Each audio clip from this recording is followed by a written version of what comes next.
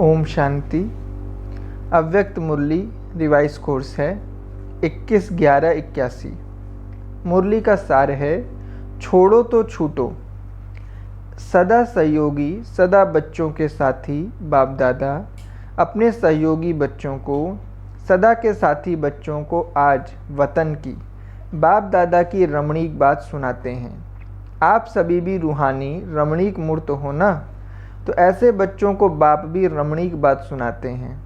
आज वतन में बाप दादा के सामने एक बड़ा सुंदर अलौकिक अर्थ सहित वृक्ष इमर्ज हुआ। वृक्ष बड़ा सुंदर था और वृक्ष की डालियां अनेक थीं, कोई छोटी, कोई बड़ी, कोई मोटी, कोई पतली थी। लेकिन उस अलौकिक वृक्ष के ऊपर भिन्न भिन्न प्रकार के रंग बिरंगे बहुत सुंदर पंछी थे, जो हर एक अपनी अपनी डाली पर बैठे थे। पंछियों के कारण वृक्ष बड़ा सुंदर लग रहा था।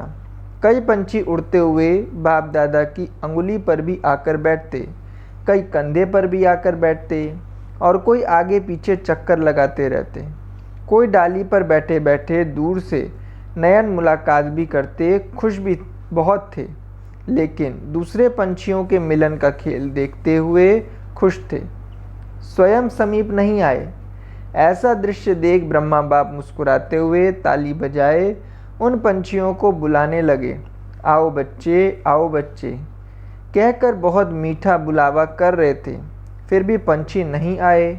पंख भी थे, पंख हिला भी रहे थे, लेकिन अपने ही पाँव से डाली को ऐसा मजबूत पकड़े हुए थे जो उड़कर समीप नहीं आ सकते थे।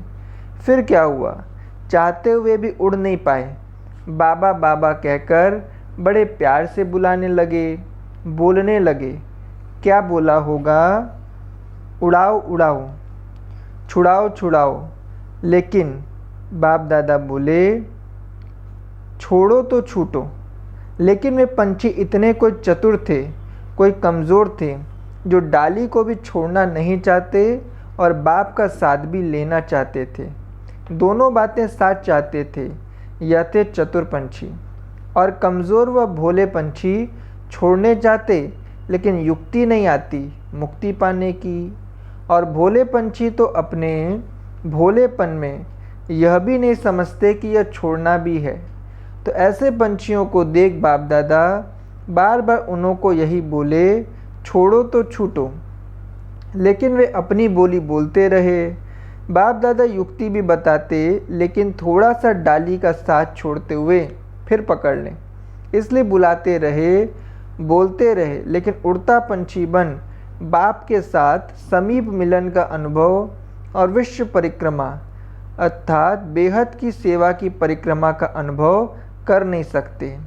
अभी आप हर एक अपने से पूछो कि मैं कहाँ तक, डाली पर व बाप के कंधे पर व उंगली पर नाच रहे थे व आसपास घूम रहे थे। अपने आप को जानते हो ना? अपने आप से पूछो, छोड़ो तो छूटो यह पाठ कितना पक्का किया है? छोड़ो तो छूटो यह पाठ सदा याद है?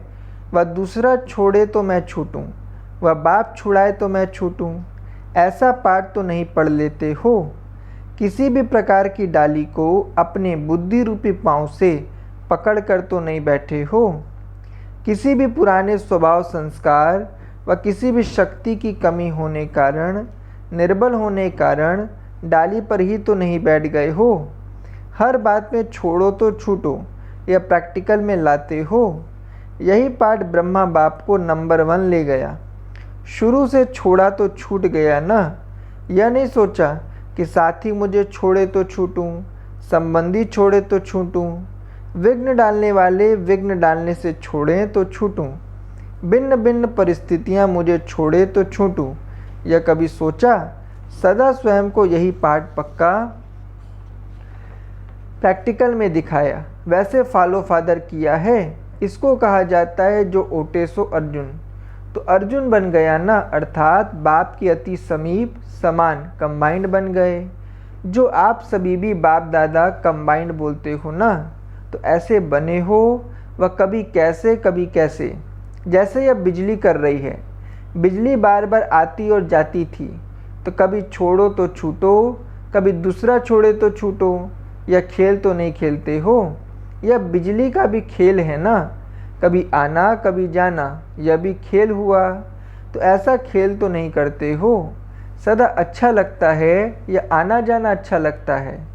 तो हर बात में, चाहे स्वभाव परिवर्तन में, संस्कार परिवर्तन में, एक दो के संपर्क में आने में, परिस्थितियों या विघ्नों को पार करने में क्या पाठ पक्का करना है?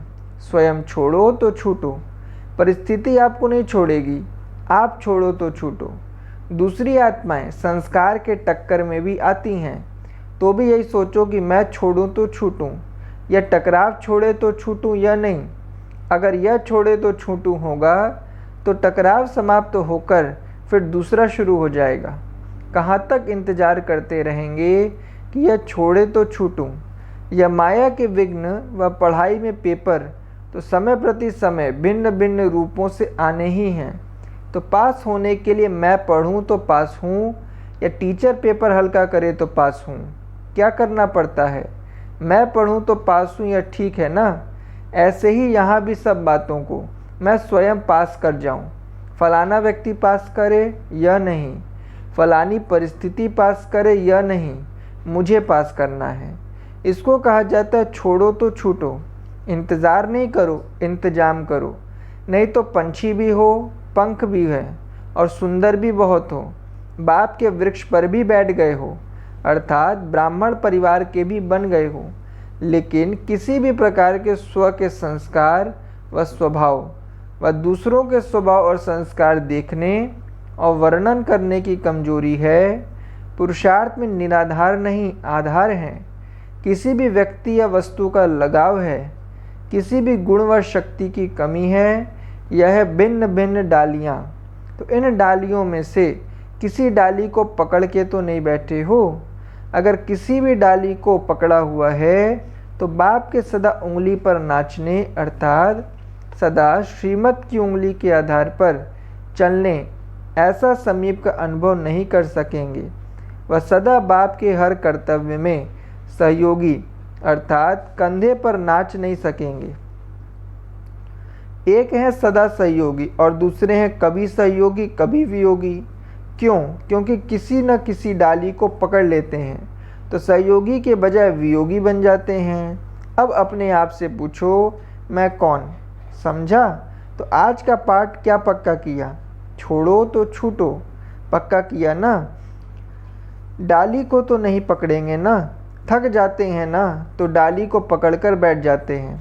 कभी स्वयं से थक जाते हैं, कभी दूसरों से थक जाते हैं, कभी सेवा से थक जाते हैं, तो डाली को पकड़कर फिर चिल्लाते हैं, अब छुड़ाओ अब छुड़ाओ।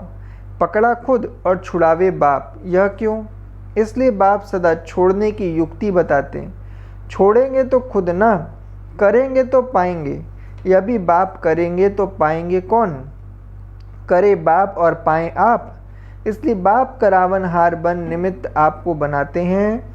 तो महाराष्ट्र और राजस्थान में पंछी तो सब सुंदर हो ना, बॉम्बे में सुंदर पंछी होते हैं ना, और राजस्थान में भी हो तो बाप के सभी सुंदर पंछी, पंखों वाले पंछी, लेकिन डाली वाले पंछी हैं वह उड़ने वाले हैं, यह चेक करो। कईयों की आदत भी होती है, कितना भी उड़ावें फिर जाकर बैठ जाएंगे। किसी भी बात में वशीभूत होना, अर्थात डाली को पाँव से पकड़ना। वशीकरण मंत्र भूल जाते तो वशीभूत हो जाते। तो महाराष्ट्र के पंछी कौन हैं? उड़ते पंछी। सारा महाराष्ट्र का ग्रुप कौन से पंछी हैं? उड़ते पंछी हैं, वह डाली वाले हैं। और राजस्थान से कौन से पंछी आए हैं? छोड़ो तो छूटो, या छोड़ दिया है और छूट गए हैं। थक जाते हैं तो डाली को पकड़ लेते हैं। राजस्थान के पंछी तो बहुत सुंदर प्रसिद्ध हैं, नाचने वाले पंछी हैं ना, किसके वश तो नहीं होते ना। चक्कर लगाने वाले पंछी, अर्थात सोचते बहुत हैं, यह करेंगे यह करके दिखाएंगे, लेकिन फिरते रहते हैं, आसपास उड़ते नहीं हैं। ऐसे भी बहुत हैं, करेंगे करेंगे, होगा, दिखाएंगे, सोचेंगे, गेंगे करने वाले हैं। यह है आसपास चक्कर लगाने वाले। तो कौन सा ग्रुप लाई हो? बॉम्बे से कौन सा लाई हो? राजस्थान से कौन सा लाई हो? सुंदर तो सभी हैं क्योंकि बाप के बन गए, ब्राह्मण बनना अर्थात रंग लग गया, रंग तो आ गया और पंख भी आ गए, बाकी है छोड़ो तो छूटो। अच्छा, तो आज रमणीक बच्चे आए हैं ना। तो बाप दादा ने भी वतन की रमणीक बातें सुनाई।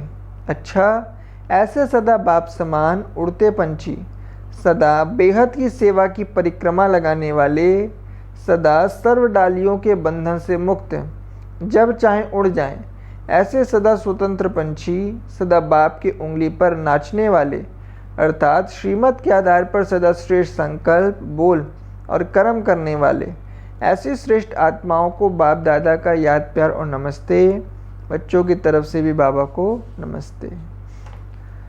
पार्टियों के साथ अव्यक्त बाप दादा की मधुर मुलाकात। राजस्थान और महाराष्ट्र जोन। सच्ची सीता वह जिसकी नस नस में राम की स्मृति का आवाज हो। अपने को सच्ची सीता समझते हो? सच्ची सीता अर्थात हर कदम श्रीमत की लकीर के अंदर, तो सदा लकीर के अंदर रहते हो ना। राम एक है, बाकी सब सीताएं हो। सीता को लकीर के अंदर ही बैठना है। सदा बाप की याद, सदा बाप की श्रीमत, ऐसी लकीर के अंदर रहने वाली सच्ची सीता, एक कदम भी बिना श्रीमत के नहीं।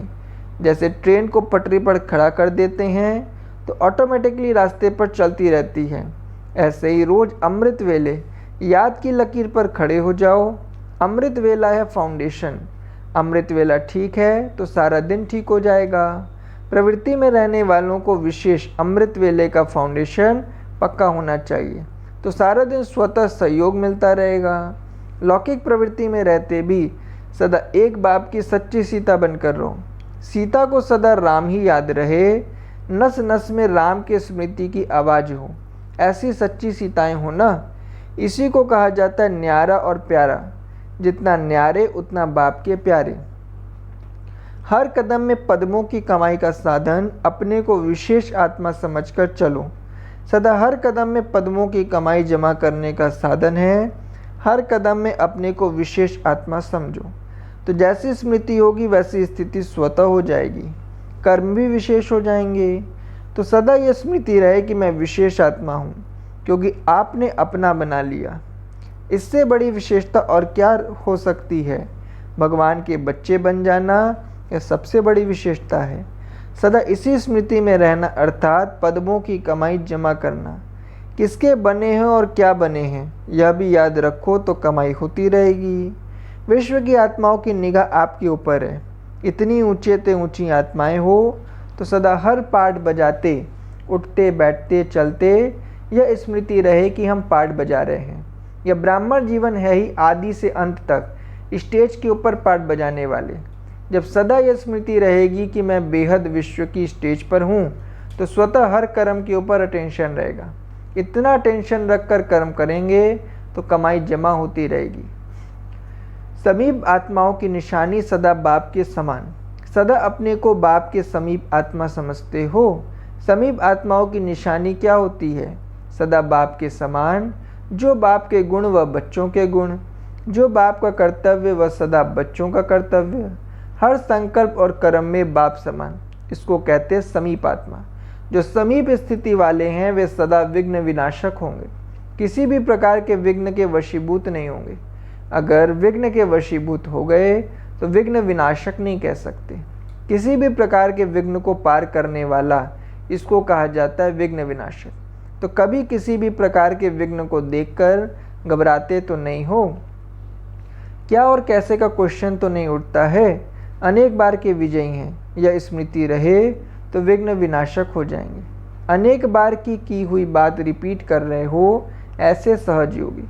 इस निश्चय में रहने वाली विघ्न विनाशक आत्माएं स्वतः और सहज योगी होंगी। संगम युग है समर्थ युग। इससे व्यर्थ को समाप्त कर समर्थ बनो। सदा अपने को समर्थ आत्माएं समझकर चलते हो। जब सर्वशक्तिवान की स्मृति है तो स्वतः समर्थ हो। समर्थ आत्मा की निशानी क्या होगी? जहाँ समर्थी है वहाँ व्यर्थ सदा के लिए समाप्त हो जाता है। समर्थ आत्मा की निशानी अर्थात व्यर्थ से किनारा करने वाले, संकल्प में भी व्यर्थ नहीं।